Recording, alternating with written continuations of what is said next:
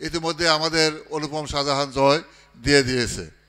আমি আশা করব যে আমাদের আগামী 1 বছরের মধ্যে সম্পূর্ণ রাস্তা ক্লিয়ার হবে। আর যেটুকু রাস্তার কথা বললেন যে আপনাদের ইটের সোলিংয়ের দরকার, যে 150 মিটার, আমি অনুপম শাহজাহান জয়কে তার বরাদ্দ আসছে, এই বরাদ্দ থেকে আগামী বর্ষার আগে ইটের সোলিংটা করে দেওয়ার ব্যবস্থা করে দেব। এই অল্প দিনের মধ্যেই সেটা ব্যবস্থা হয়ে যাবে। আমি আর বেশি কথা বাড়াতে চাই না, আপনারা গান শুনবেন। গান শোনার জন্য আসছেন। আজকে এত শীত কল্পনা, কারণ এই পৌষ মাসে শীত এসে পড়ছে, তাই না? যে পৌষ মাসের শীতটা আমি উপলব্ধি করলাম হলো এই প্রথম বছর উপলব্ধি করতে পারিনি শকুপুরে ঠান্ডা।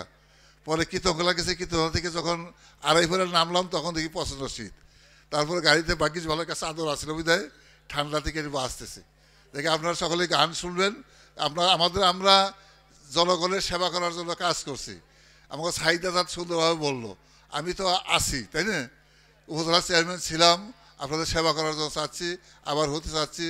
আমি আশা করব যে আপনারা আমার পাশে থাকবেন এবং আপনাদের উন্নয়নের স্বার্থে আমরা যেন কাজ করতে পারি সেই প্রত্যাশা ব্যক্ত করছি।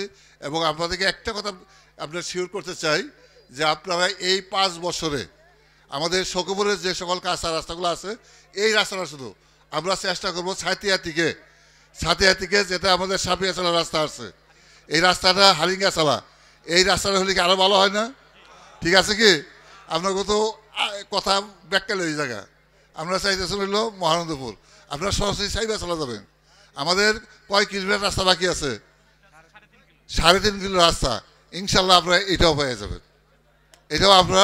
যাবেন, আপনাদের কোনো অসুবিধা হবে না।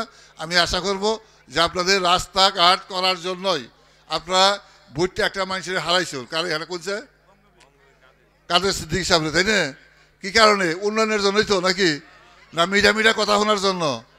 হ্যাঁ, তো মিঠা কথা কাদের সিদ্দিক কইছে। আমরা তো মিঠা কথার লোক না, আমরা হইলাম কাজের লোক, তাই না?